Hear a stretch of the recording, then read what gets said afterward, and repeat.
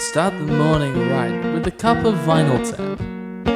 Nothing beats the refreshing taste of a hot, warm mug of Vinyl Tap. Enjoy your podcast in liquid form today. Vinyl Tap. Enjoy responsibly. Vinyl Tap. I'm Tim. He's Tim. That's Tim. That is Tim. We just listened to John Frusciante's eighth solo album, The Empyrean. And we're going to talk about it right now. You may know John Frusciante as being the guitarist for the Red Hot Chili Peppers those 3 times. I mean, that could be accurate. I can't remember how often he's been in and out of the band. I looked it up. It's 3 times. Okay. From like 88 to 98, and then from 2000. And then, I don't know, he was in it, then he wasn't in it, then he was in it, then he wasn't in it, and now he's in it again. They're playing band Hokey Pokey. That's it. Yeah. Video guitarist, into guitarist, and they shook him all about, and that's why he got all drug fucked in the 90s. Look, this album more or less continues along that line, although he's developed a little bit, so it's still drug fucked. It's just a bit better. It is not as bad as his first solo. When I found out we're doing this, I was very concerned because his only solo stuff I've heard was from the album My Smile Is a Rifle is on. And not good. It's incoherent. We'll listen to it after this. Will we? Yes. Oh, just no. the one song, not the whole album. All right. But, Writing budgets. yes. All right. Where would someone like to start? Sorry. I would actually like to start with looking at the whole album as a whole. Cool. All these, ignoring the music, the Empyrean. I didn't know what that means, and now I do, but I won't talk about that yet. We've got before the beginning, songs of the Siren, Unlockable, but then we've got God, Dark and Light, Heaven, Central. Yes. Very religious. It's like I just when we said the song names, without ignoring the music, it's like he's going on this. Well, I wrote down an emotional breakdown. Like he's just gone and true. He's going heaven and back or whatever. I did feel like the album in general was tonally consistent, and it did kind of take us on a journey. I had a note about how I wouldn't really listen to any of these in isolation, but together they make sense and kind of support each other. Really? As songs? Yeah, I think that this is an album where the song order actually matters as opposed to some of the other things we've listened to, where it's like they're a collection of songs but they could be in any order, where I think it matters about the order. Certainly seems more of a concept album than other things we've covered. Oh, Yeah. definitely. This was, for me, the big takeaway was it was a collection of ideas that were just sort of all slapped together. And a lot of songs, I think, had multiple ideas and it just got clumped together in a song. And those ideas weren't necessarily made with each other because some of the contrast, like Light and Dark, for example, sure, you're going for a big contrast, but those two distinct sections, the beginning and then sort of, I don't know, the middle bit. The completely different middle section. Completely different. There's no unifying thing across any of that. Didn't mind that besides the actual transition itself. It's very jarring. Yeah. Well, but that's what I mean. Like, once you got into the second section, the dark section, it felt like a different song. Yeah. And so as it... Yeah, I agree. I was like, what has happened? Yeah, like as it went on, I got used to it, and that was fine. That's probably the point, but that doesn't mean that it's good. Yes. Yeah. Yeah, okay. Yeah, like... Yeah. Well, I agree, it's completely jarring. It is a different song. If it was the point, then maybe you would have some motives carry across. Or you would have maybe some similar instrumentation or something to unify them. But all through this album, there are these transitions where there's just nothing sort of gelling a song together. No cohesive sort of...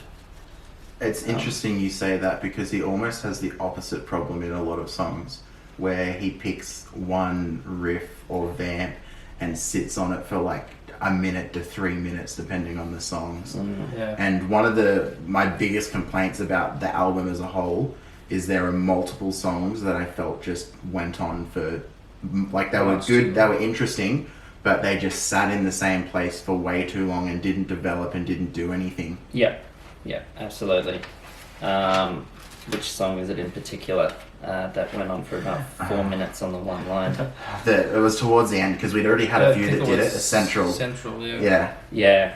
Also, I if we're going to talk about Central, I feel like it was probably the most exemplary of what you were talking about, where there was a bunch of different ideas that didn't have any kind of consistency until it got to that bit where it sat on the one thing for 3 minutes. Right, so it's one extreme or the other, isn't it? Yeah.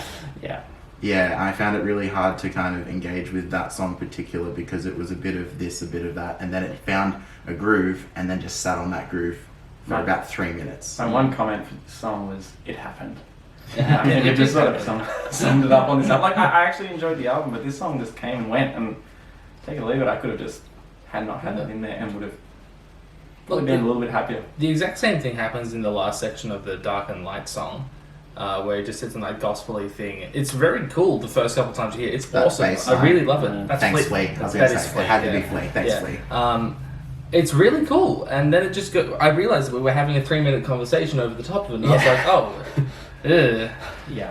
So that's not a good thing, I don't think. But you know, he must have done it for a reason. I thought that the choir was a sample, but I looked into it and it's not.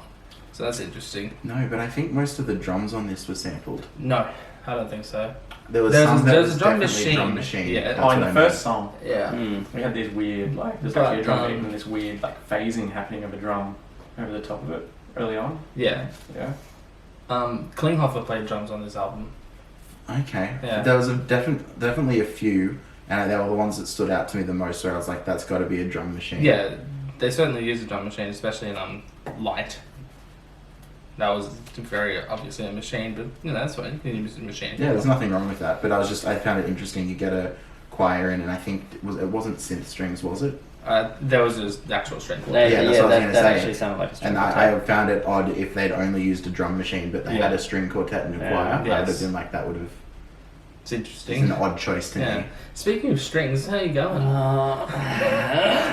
Okay, so what is it? One More of Me, the Oh, yes. second last song on the album. Oh, That has Um, that whole string quartet section. I actually didn't mind the intro bit. It's kind of like a Johnny Cash, Cat Stevens like mashup in the vocal tone, and then it sort of breaks down into this, I don't know, 20th century string quartet. Yeah. It's like Frank Bridge, or I wouldn't say Shostakovich because he's interesting. This is like this is very Shade. Absolute shade. I just there's a certain style of like string quartet that gets slapped into, I don't know, pop music, rock music, whatever, where it's like, oh, this would be cool, this would be interesting. Let's do some classical 20th century like just shit, and we'll just slap it in there and it'll sound great. It doesn't sound good. Nobody likes that kind of contemporary no. feel. It's wanky. It's boring. You say nobody. There's a reason they do it, and it still happens. Well, It really doesn't gel with any But, other genre of music. You need to sit down and I'm going to listen to some art music string quartet right now, and I just have to deal with that. Yeah. If you have that in the middle of a pop song or a rock song or whatever, I think what I'm sort of Very interesting. What that touches Interesting on choice. is that people like the sound of complexity because it's like highbrow is the best way to sort of I agree completely. it's like you I- you slap it in and it's like, ooh, there's this like fancy classical music happening. How For sophisticated. me, I think it's more of a textural and a tonal shift. And I'm not saying that it's done well, but I think it's just breaking up the song and giving it something different that you don't normally get is why people like it. Yeah, but why? But do people like it? It keeps happening and it keeps being on, songs that are pretty big. Look at like the Gang of Youth's album from a few years ago that they used strings throughout. And I know you absolutely hated the way they used the strings on that.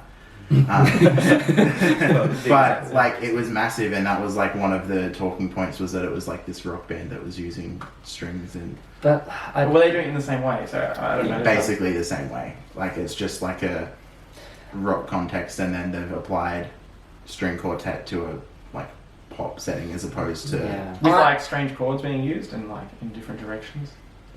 not so much strange chords, So more just like it's the definitely generic. not as.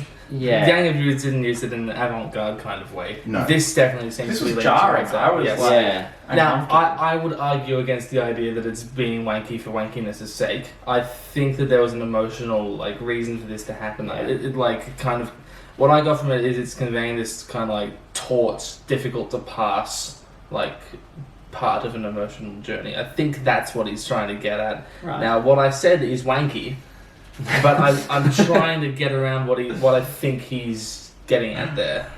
Yeah. Okay. I mean, I could. Also, in that song, do you think his voice was pitch shifted? There Or was does something he actually? going on there in that song. That's one where it was really deep. Yeah. Yeah. Like the Old Man River. I can't remember. That's right. That was weird times in there. I can't remember which song it was now, and I can't see it here in my notes. But for someone who is a guitarist and is really good at picking like guitar tones and having a really nice sound, there are moments in this that really reminded me of his '94 stuff, where the guitar sound he picked was just so grating and like unenjoyable to listen to. Yeah. Especially there was a solo, and I can't remember which one it was in. I think I know exactly the one that you're talking about. It's song number 7 or 6, maybe. It's definitely not 6 because I've got positive things to say about 6. It might be 7, or it might have been 8 or 9. It was after 6. It was one of those 3, and just the guitar solo came in, and it is at 7. I've got it here. It was just so jarring to the rest of the song, and not like in a this is a really nice contrasting juxtaposition tone. It was just like a what is this guitar tone and why would you choose it?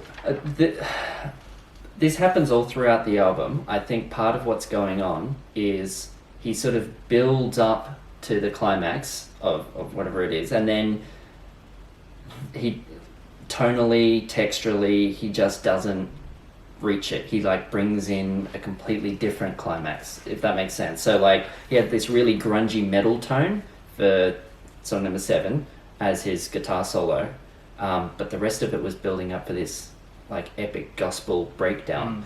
And you know, he should have slapped in more organ, brought in the gospel voices, kind of had like a real cool sort of church moment, and instead like Jack Black came out with fucking... That's true. You should have embraced the Cat Stevens. So what you're saying is that he subverted your expectations and it didn't pay off.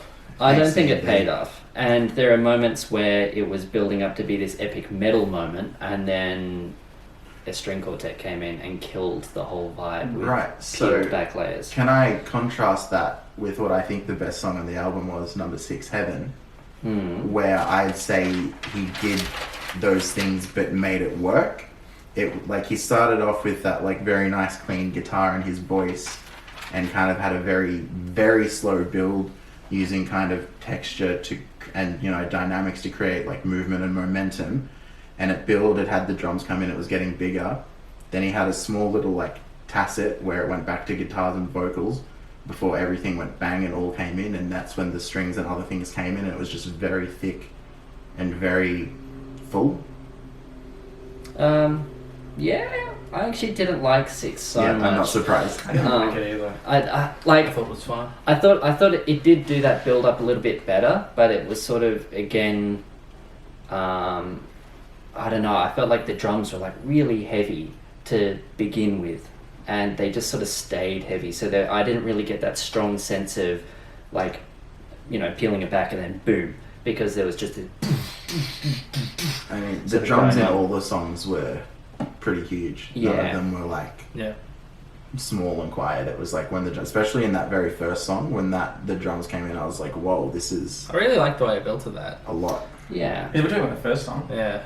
I love the first song. Yeah. That was great. It wasn't this massive opening to the album, but it was this sort of this slow build of just really enjoyable, like, talking about the guitar tone again. I thought that guitar tone was like awesome. It was just so clean and just so like pretty and and then it gradually added the I don't think it had the reverb sound on the solo to begin with, and then he added the reverb on partway through the song. Yeah, did that have the ricochet effect with the snare? Yes. That was super cool. Yes. Like this kind of ricochet delay, and then it went straight into and then it went into like a reversed delay. Yeah, I was gonna say there was and definitely a reversed drum really sound in there. That was really, really cool. Except for the fact that then that song went for too long before it changed to the next one. Probably. But what I enjoyed, okay, so if that song had lyrics and a voice going over, you probably wouldn't have said it went for quite as long. Like, we're sort of more accepting of songs that have more vocal content. I feel for lengthwise, I felt like the guitar acted as a voice in that really quite nicely. He actually like encapsulated this like, you know, vocal element, and I almost felt like there were lyrics there, and this guitar did well. I don't think it carried in some of the other instrumental sections. If you look at number 3, the instrumental break in that one, I was just like, can this end, please? There was a different one, like, and there was I think that one was another one where there was a solo where I enjoyed the song, but it was just like that. But the first one, I thought, no, actually, I'm digging this a lot. Didn't get enough like harmonic variation for it to be interesting, which is like, because I agree with you with the guitar acting as like a melody and doing what a voice would do, but I don't think it had enough,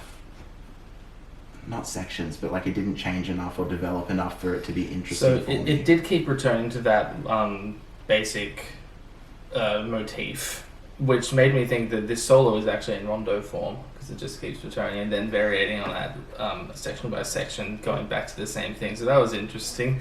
I don't see much rondo form in rock albums these days. I appreciate that. I really like in the first song, the chord progression, like, it kind of shifts, but it doesn't change at all. Like, the length of the chord stays the same, but because of where the emphasis of the solo lands, it feels like it's starting in a different space. I think that's really cool, and like it shifts the way you perceive the chords if you're thinking about that, I guess. In song number 3, Unreachable, that like huge instrumental break is over the same chords as Boulevard of Broken Dreams and Pumped Up Kicks, and that's all I could think about.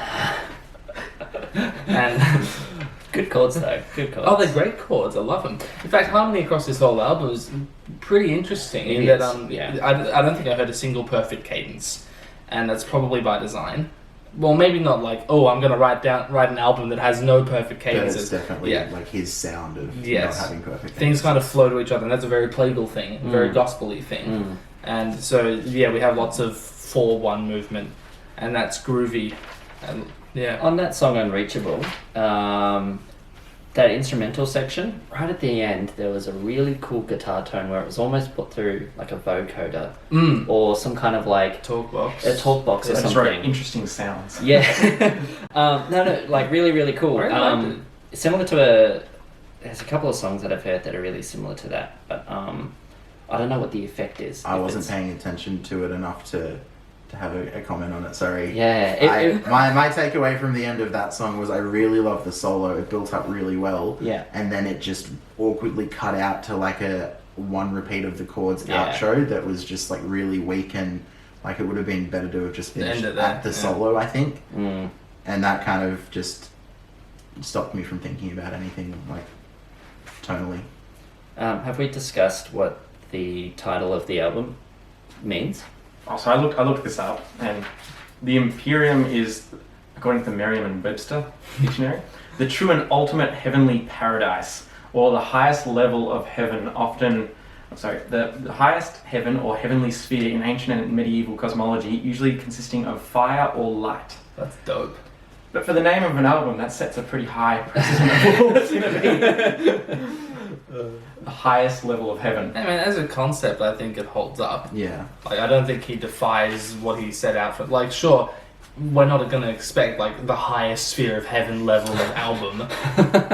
Like, but this brought me on to thinking about, like, the structure of it. And I wrote this during song number 6, Heaven. And we've got before the beginning, you know, after the ending. Was this, like, a contemporary, like, has he created his own, like, Bible here, basically? He's sort of analysing the same aspects as the thing. Is that what he's trying for? Is he trying to like, analyse like Revelations and Genesis at the beginning? There's like a lot of components to a Bible in this. Yeah, to a Bible, to a what is it? A mythology or like a cosmology? Yeah, he's looked at all the different aspects of it, I guess. Is this his saying, you know, enough of me? Let's listen. Let's think about the deep. Oh, Let's think about the deeper side of things, and what is his understanding of things. I'm glad that out of these 10 songs, none of them were love songs, so that's nice. Yeah, it's just good to explore other fucking things in songs, and it's good. Thank you for writing an album about fucking cosmic philosophy. Sure. Yeah. Go for it. Give you that. It made for interesting. Some of them I listened to the lyric, and sometimes it was hard to understand the lyrics. Sometimes it was easier, and I didn't mind them when I heard them. Like, Mm. didn't hear them all the time though. It seemed like- I will also say the lyrics I did hear were a stark improvement from the lyrics I have heard on his other solo stuff that I've listened to. There you go. You're getting better, John. Yeah. Anyone have any final thoughts they'd like to? Song to the Siren, the second song on the album, that's a cover of a Tim Buckley song, just thought you should know that. And he whispered at the end of that, "Oh!" It's like, oh my word. Here I am. Oh, Yeah, okay. And it's like, Didn't hear that. this was going fine. I was That actually was really very enjoying nice. He it. sung "Here I Am" at the Yes. second go, and it was nice. I was like, I was And really then- getting it. We were all enjoying the song. And all of a sudden it was like, whoa. I'm just gonna do that, man. Yeah. It's really unsettling. Whispered ruined everything. I really. Yeah. Yeah. Also, song number 4, which is titled God. Mhm. Basically, it's a Jack Black Tenacious D cover. It's really nice.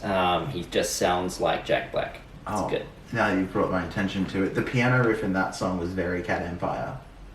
Wasn't it? Yeah, don't know if you remember it. No, but I don't remember it, I but I'll was take like, your word for it. the riff is very like Cat Empire on the piano. It was cool. Yeah, it was nice. I don't think it was like him trying to be Jack Black. It just sounded like him. It was a nice effect. That's what, to sum up, like, and what I heard throughout though, there is this like, Red Hot Chili Peppers permeating through a lot of the songs. Yeah. At times you're waiting for Californication to just Yeah. pop out. And, Mhm. Yeah. But look, he was part of that group. And can't take away from that. Yeah. Totally. Flea And and Flea Frusciante and, together are kind of the core sound of the Chili Peppers. So them working together on stuff, it's And I'm not saying it was a bad thing. It's just Yeah. it was there consistently. Totally.